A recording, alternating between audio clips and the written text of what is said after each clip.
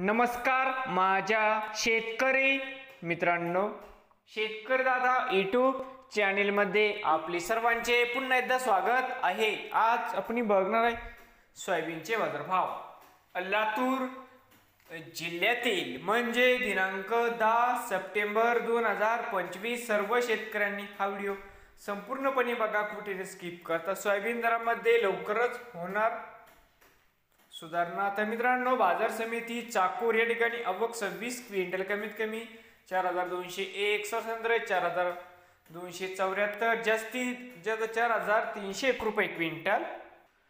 बाजार समिती औराद शहाजानी आवक 51 क्विंटल, कमीत कमी 4285, सरसंद्र 4310, जास्तीत जास्त 4335 रुपये क्विंटल।